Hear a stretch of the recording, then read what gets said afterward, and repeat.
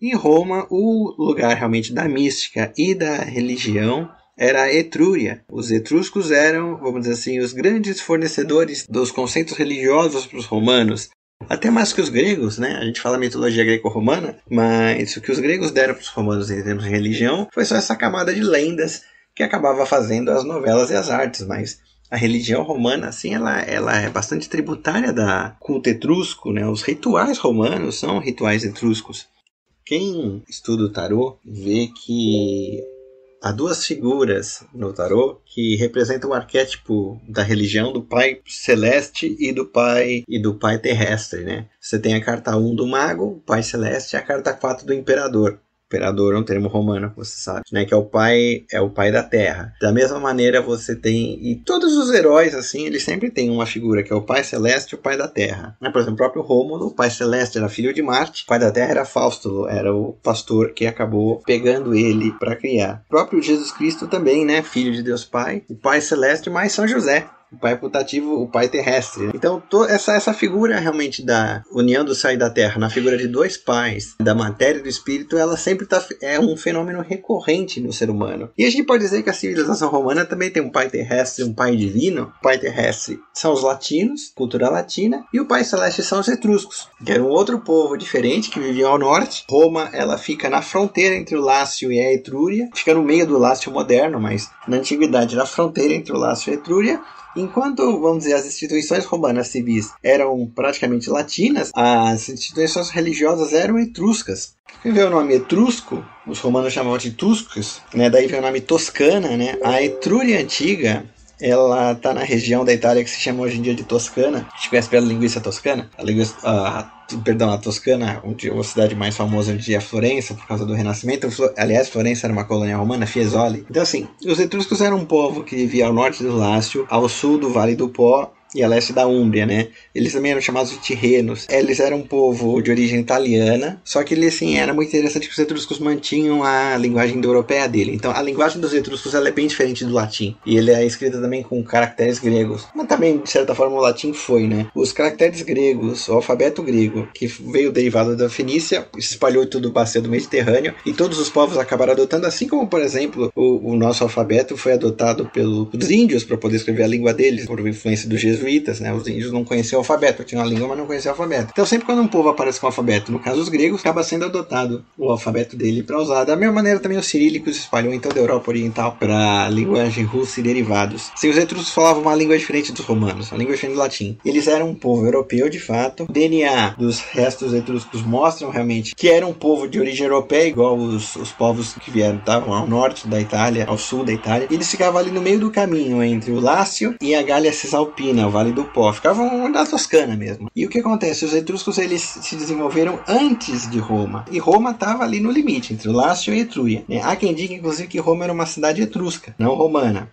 Os etruscos eles tinham uma cultura muito desenvolvida, tinha muita influência grega na cultura deles. Há quem dissesse que os etruscos eram os troianos que vieram de Troia, mas isso não é correto dizer, porque assim, a Etrúria era muito grande e os que vieram de Troia são os refugiados. Então, os etruscos eles não formavam, vamos dizer, um país ou um reino, eles também eram compostos de cidade-estado. Eles enriqueceram muito fazendo esse intermédio de mercadorias e comércio entre a Europa celta, na Gália Cisalpina, e o sul da Itália, que era grego. E o Lácio sendo, vamos dizer, o quintal dos etruscos. Os povos latinos, né, muito fracos vivendo ali embaixo, né? Os etruscos, eles se desenvolveram muito, mas a decadência deles começou quando eles perderam as batalhas contra os gregos do sul e contra os cartagineses, que estavam começando a se expandir ali na Sicília. Perderam a batalha, então eles perderam todo o sul da Etrúria, que além do Lácio, né, ali na região da Campanha tinha influência etruscal, também perderam aquilo ali. Não há registros históricos, mas as invasões gaulesas na Itália ferraram Roma, né, já na época republicana, provavelmente prejudicaram muito os etruscos. Quem colocou realmente o prego no caixão dos etruscos foram os romanos. Os romanos, eles, conforme a República Romana se expandia na Itália, eles sucessivamente derrotaram os etruscos e foram absorvendo a Etrúria no Império Romano. Então a Etrúria se tornou, obviamente, o Império Romano. Do momento que os romanos eles começam a conquistar toda a Itália, pro norte e pro sul. As fontes que nós temos dos etruscos hoje em dia vêm dos romanos e dos gregos, o que é um problema, porque, convenhamos, se eu disse que os latinos eram inimigos de Roma, os etruscos eram inimigos mesmo. Apesar de quase todas as instituições religiosas dos romanos vieram dos etruscos. A fundação de Roma, com aquele ritual do Álgore, de ver os pássaros no céu, ele é um ritual etrusco. Então você vê, né? Roma foi fundada por um latino, Rômulo é um albano, mas com ritual etrusco já houve guerra com Veios, uma cidade etrusca na própria época do Rômulo. Os álgores que o Numa Pompílio estabeleceu é uma tradição etrusca. É muito discutível realmente se Roma é uma cidade latina ou etrusca, né? Você tem muitas evidências da influência latina na fundação de Roma, o próprio latim, mas você tem um bocado de influência etrusca em Roma, entendeu? E os romanos sabiam disso, os romanos eram orgulhosos disso. Por que a gente está discutindo os etruscos agora? Porque os 3 últimos reis de Roma foram etruscos. Tarquínio I, Sérvio Túlio, que era genro de Tarquínio I, e Tarquínio II, que era o filho, muito provavelmente neto do Tarquínio I. Os romanos depuseram Tarquínio II, Tarquínio Soberbo, e proclamaram a república. E os etruscos vieram em auxílio da família dos Tarquínios para restabelecer Roma como monarquia. Muitos, vamos dizer assim, a briga com os etruscos virou meio também uma briga entre republicanos e monarquistas. Os etruscos, eles têm uma série de estados, né, monárquicas, né, eles tinham alianças com os Tarquínios. Tarquínia era uma cidade etrusca, né, o Tarquínio tem esse nome porque veio de ali. Então, meio que o partido, vamos dizer assim, latino era o partido republicano, aristocrata, enquanto o partido etrusco era o partido monárquico. Então, houve também essa mistura, vamos dizer assim, étnica, cultural, com a questão política no final da monarquia romana. Agora, é interessante porque os etruscos, assim como os egípcios, eles eram muito preocupados com os túmulos deles. E há muitos túmulos etruscos na região da Toscana, e foi encontrada a língua etrusca, foram encontradas inscrições, inclusive coisas que há elementos que negam o que a história romana fala, ou dão uma outra visão. Por exemplo, há um túmulo na Etrúria que fala da derrota de Quineu Tarquínio para os etruscos, mas nenhuma parte da história romana fala desse Quineu Tarquínio, né? Quem é esse Quineu Tarquínio? Tem os Tarquínio, Lúcio Tarquínio, que foi o rei de Roma, o 5º rei de Roma, teve o Tarquínio Soberbo, teve a registro de alguns filhos dele, mas esse Quineu Tarquínio sumiu na história, e foi encontrada a fonte, vamos dizer assim, do ponto de vista dos etruscos, que sobrou nos túmulos deles. E eu garanto para vocês, assim como no Egito Antigo, a pessoa mente para tudo, menos mente no próprio túmulo, né? Então, você analisando realmente os restos que os etruscos deixaram, você vê realmente a influência grega e muita coisa da influência romana mesmo. Você vê os etruscos, você vê uma questão italiana arcaica ali. Praticamente, vamos dizer assim, a cultura etrusca e a cultura romana, elas assim se fundiram de maneira tal que você acaba não sabendo separar. É fato, a maioria das instituições religiosas de Roma vieram da Etrúria. Todo povo fica famoso por ter um método de adivinhação. No caso, o método de adivinhação que a gente conhece da Babilônia é a astrologia divinatória. Na Grécia são os oráculos. A sacerdotisa ia lá, o templo ficava numa região vulcânica, respirava aqueles gases vulcânicos, entrava em êxtase e falava palavras desconexas interpretadas. Os próprios judeus, eles tinham o sacerdote, tinha a pedra Urim e Tumim, dali ele tirava os oráculos. Então assim, todo o povo havia uma arte divinatória. E a arte dos etruscos que passou pelos romanos era a observação dos pássaros, que era meio comum na bacia do Mediterrâneo, e mais principalmente a aruspicação. A aruspicação é inclusive chamada de arte etrusca. A aruspicação é quando você faz um sacrifício e você abre a vítima, né? Você abre as entranhas da vítima. Tanto é que no Antigo Testamento você vê que a gordura, ossos e pele que não eram consumidos pelo homem eram queimados para Deus, ou seja, Deus entrava em comunhão com o homem, participando daquela refeição sagrada. O homem comia a carne da vítima, o Deus comia aquilo que o homem não comia, os ossos, a gordura e a pele.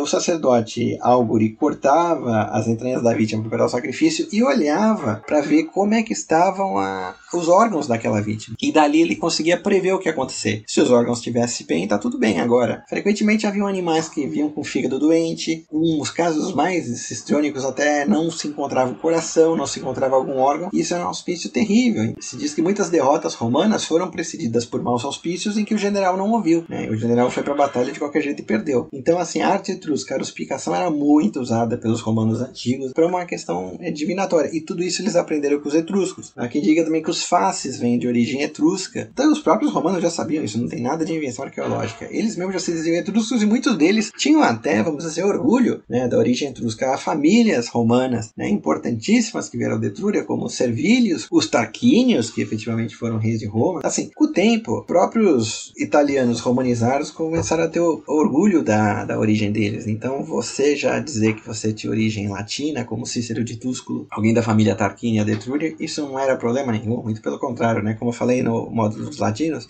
né, Roma absorveu todos esses povos em si. Por causa das tumbas etruscas serem muito bonitas, com muitas pinturas, muitas inscrições, as antiguidades etruscas meio que foram caçadas e espalhadas pelo mundo, né? Todos os grandes museus do mundo, inclusive a Museu Nacional do Brasil, que infelizmente queimou, eles têm antiguidades etruscas, né? A grande fonte da antiguidade etrusca hoje em dia é o Museu da Vila Júlia, né, que era um palácio do Papa Júlio III, lá no norte de Roma, né, e lá então que as antiguidades etruscas se concentram. Assim, pra gente que é leigo, é muito difícil você separar entre uma arte grega arcaica, uma arte romana arcaica, de uma arte etrusca, entendeu? Há quem diga, inclusive, que aquela famosa loba capitolina de Roma é etrusca, assim, tudo romano antigo é etrusco. Os etruscos eram um povo muito desenvolvido, eles foram muito ricos na época dele, entendeu? Não geraram uma unidade, mas foram muito ricos na época dele. Então, assim, Roma é a Vila Júlia, que é assim, o grande museu assim dedicado aos etruscos da Etrúria. A língua etrusca foi mais ou menos traduzida, mais ou menos, ainda não está muito perfeito. Como eu falei, há algumas referências que contradizem a história romana. Mas é fato que os etruscos, sendo os pais místicos de Roma, com a cultura avançada deles, deram a maioria das instituições religiosas, os romanos, e deram os últimos reis de Roma. E por causa da influência etrusca, eles realmente foram detestados pela aristocracia local latina. A Etrúria, ela entrou em decadência. Quem realmente destruiu a Etrúria como ente político independente foram os romanos. Os romanos, eles derrotaram os etruscos. A primeira grande guerra dos romanos, assim, de destruição, foi com a cidade etrusca de Veios. Os romanos tiveram que, na época republicana, destruir Veios. Assim, veio ao longo da história, foi um prequel do Delém da Cartago. Foi uma antecipação do Delém da Cartago, porque teve que haver um Delém da Veios também. Tiveram que fazer todos os rituais de destruição. Tiveram que trazer os deuses de Veios para Roma.